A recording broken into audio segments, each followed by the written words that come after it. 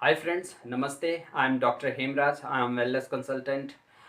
दुनिया में जो मेडिकल साइंस है बहुत तेज़ी के साथ तरक्की कर रहा है। साइंस भी बहुत तेज़ी के साथ तरक्की कर रहा है। लेकिन हम लोग देख रहे हैं जिस तरीके से मेडिकल साइंस तरक्की कर रहा है, कहीं ना कहीं बीमारियां भी तेज़ी के साथ बढ़ रही हैं। इसके बहुत सारे रीज़न हैं कि प्रेजेंट में बीमारियां क्यों बढ़ रही हैं। तो कहीं ना कहीं हमें प्रिवेंशन के ऊपर ज़्यादा ध्यान देना पड़ेगा। आज हम आयुर्वेदा के इसी टॉपिक को डिस्कस करेंगे कि आयुर्वेदानुसार हम डिजीज़ को कैसे प्रिवेंट कर सकते हैं। आयुर्वेद का जो उद्देश्य है वो है स्वस्थस्य स्वास्थ्य रक्षणम आतुरस्य विकार प्रशमनम च। स्वस्थ व्यक्ति के स्वास्थ्य की रक्षा करना मीन जो हेल्दी हैं उनकी हेल्थ को मेंटेन करना, उनको बीमारियां ना हो, और जो बीमार हो चुके हैं उनके रोगों को ठीक करना। आयुर्वेदा प्रथम उद्देश्य को ज़्यादा इंपॉर्टेंस देता है कि हमें बीमारियां नहीं होनी चाहिए। तो हम आयुर्वेदानुसार कैसे बीमारियों को प्रिवेंट कर सकते हैं, आज हम इस चीज़ को डिस्कस करेंगे। अभी हम देखते हैं कौन कौन सी बीमारियां जो है बहुत तेज़ी के साथ बढ़ रही हैं। लाइफस्टाइल चेंज करने के कारण, खान पान का तरीका चेंज करने के कारण नॉन कम्युनिकेबल डिजीज़ भी बहुत तेज़ी के साथ बढ़ रही हैं, जिनमें जो हार्ट डिजीज़ है वो भी तेज़ी के साथ बढ़ रही हैं। WHO के अनुसार दुनिया में जो डेथ का लीडिंग कॉज है वो हार्ट की डिजीज़ है। पहले 50-60 साल के बाद हार्ट की डिजीज़ होती थी, लेकिन अब हम देखते हैं जो यंग लोग हैं उनको भी हार्ट की डिजीज़ हो रही हैं।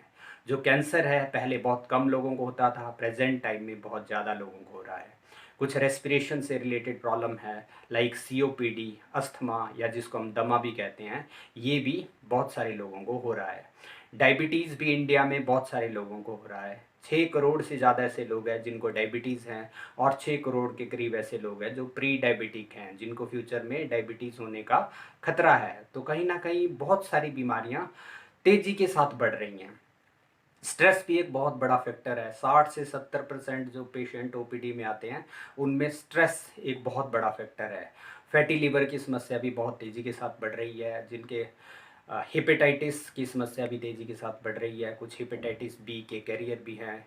जॉइंट रिलेटेड प्रॉब्लम भी बहुत ज़्यादा है। 18 करोड़ से ज़्यादा ऐसे पेशेंट इंडिया में हैं जिनको गठिया है या आर्थराइटिस है। इनफर्टिलिटी मेल्स में या फिर फीमेल्स में बहुत तेज़ी के साथ बढ़ रही है। 40% से ज़्यादा जो मेल है वो प्राइमरी इनफर्टिलिटी है। ओबेसिटी एक बहुत बड़ा फैक्टर है। किडनी डिजीज़ भी बहुत तेज़ी के साथ बढ़ रही हैं। तो ये जितनी भी बीमारियां तेज़ी के साथ बढ़ रही हैं तो हम आयुर्वेद को अपना सकते हैं, और आयुर्वेदा से हम इन डिजीज़ को प्रिवेंट कर सकते हैं। तो आइए हम देखते हैं हम क्या क्या उपाय कर सकते हैं, या क्या क्या आयुर्वेदा के जो प्रोसीजर हैं हम लोग अप्लाई कर सकते हैं जिससे हम जो डिजीज़ को प्रिवेंट कर सकते हैं। सबसे पहले हम रसायन का सेवन कर सकते हैं। आयुर्वेद में 8 ब्रांचेस बताई गई हैं जिनमें एक रसायन चिकित्सा है, रसायन का सेवन है। पहले लोग बहुत ज़्यादा रसायन का सेवन करते थे, इसलिए बीमारियां कम होती थी। प्रेजेंट टाइम में ये निग्लेक्टेड ब्रांच है, बहुत ज़्यादा लोग रसायन के ऊपर ध्यान नहीं दे रहे हैं। अगर हमें निरोग रहना है तो हमें रसायन का सेवन करना पड़ेगा। रसायन का सेवन करते हैं तो हमें क्या क्या फ़ायदे मिलते हैं। सबसे पहले ये एक तरह का एंटीऑक्सीडेंट है। बॉडी में जो फ्री रेडिकल बनते हैं या ऑक्सीडेटिव स्ट्रेस होता है, ऑक्सीडेटिव स्ट्रेस के कारण बहुत सारी बीमारियां होती हैं। Heart disease, diabetes, oxidative stress in बीमारियों के लिए रिस्पॉन्सिबल है। तो एंटीऑक्सीडेंट होने के कारण ये बहुत सारी बीमारियों से प्रिवेंट करता है। ये एंटी एजिंग भी है। पहले life span more than 100 year होता था, लेकिन अब 60 से 70 साल तक लाइफ स्पैन कम हो चुका है। तो एंटी एजिंग होने के कारण ये लाइफ स्पैन को भी इंक्रीज़ करता है। ये इम्यूनिटी को बढ़ाने में भी हेल्प करता है। बहुत सारे रोगों से लड़ने की क्षमता को भी बढ़ाते हैं। तो हम कौन कौन से रसायन जो हैं जो हम डेली यूज़ कर सकते हैं। हम गिलोय का प्रयोग कर सकते हैं, हम त्रिफला का प्रयोग कर सकते हैं, जिन मेन कंटेंट है हरड़, बहेड़ा और आंवला। आंवला एक बहुत अच्छा एंटीऑक्सीडेंट है जिसमें विटामिन C है और हमारी इम्यूनिटी को बढ़ाने में भी बहुत हेल्पफुल है। हम अश्वगंधा का यूज़ कर सकते हैं, हम च्यवनप्राश का यूज़ भी कर सकते हैं। आज बहुत ज़्यादा पॉपुलर है, मैक्सिमम लोग सिर्फ च्यवनप्राश का यूज़ करते हैं, लेकिन और भी बहुत सारी रसायन औषधि हैं जिनका हम लोग यूज़ कर सकते हैं। हम ब्रह्म रसायन का यूज़ भी कर सकते हैं, हम शिलाजीत का सेवन कर सकते हैं, और आम्ल की रसायन का भी प्रयोग कर सकते हैं। तो ये जितनी भी रसायन औषधियाँ हैं तो ये हम डिजीज़ को प्रिवेंट करने के लिए इनका यूज़ कर सकते हैं। अगली जो थेरेपी है that is panchakarma therapy. Panchakarma Ayurveda की एक बहुत अच्छी थेरेपी है जो डिटॉक्सिफिकेशन का काम करती है, बॉडी से टॉक्सिन्स को बाहर निकालती है, रिजुविनेशन का काम करती है, एंटी एजिंग है। बहुत सारे इसके फ़ायदे हैं और बहुत सारी बीमारियों में भी इसका यूज़ किया जाता है। हम इसको एज ए प्रिवेंशन में भी यूज़ कर सकते हैं और बहुत सारी बीमारियों में भी यूज़ कर सकते हैं। तो अलग अलग सीज़न में अलग अलग पंचकर्मा के प्रोसीजर बताए गए हैं। इसमें मेनली 5 कर्म है, उनको हम अकॉर्डिंग टू सीज़न डॉक्टर से कंसल्ट करके हम ये थेरेपी यूज़ कर सकते हैं। हम योग को अपनी लाइफ का हिस्सा बना सकते हैं। हम अलग अलग योगासन कर सकते हैं, हम प्राणायाम या ब्रीदिंग एक्सरसाइज कर सकते हैं, हम मेडिटेशन भी कर सकते हैं। योग के बहुत सारे फ़ायदे हैं। ये फिजिकल फिटनेस के साथ साथ हमारे माइंड वेलनेस के लिए भी बहुत इम्पॉर्टेंट है। स्ट्रेस और एंजाइटी को भी दूर करता है, हमारे फोकस को इंक्रीज़ करता है, हमें पॉजिटिव रहने में हेल्प करता है और हमारे एनर्जी लेवल को भी मेंटेन करता है। इसके बाद जो नेक्स्ट स्टेप है वो है हमें एक डेली रूटीन फॉलो करनी है। जो आयुर्वेदानुसार दिनचर्या बताई है हमें वो फॉलो करनी है।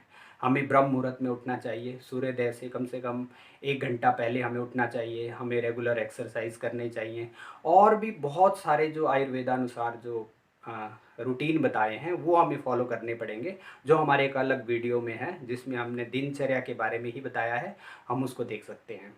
ऋतुचर्या, हमें सीज़न के अकॉर्डिंग अपनी रूटीन को फॉलो करना है। अलग अलग सीज़न में आयुर्वेदा में बताया गया है किस चीज़ का सेवन करना चाहिए, किस चीज़ का सेवन नहीं करना चाहिए, हमें वो रूटीन भी फॉलो करनी है। इसका भी एक अलग वीडियो में हमने पूरा डिस्क्रिप्शन दिया है। नेक्स्ट, हम सद्वृत का पालन हमें करना है।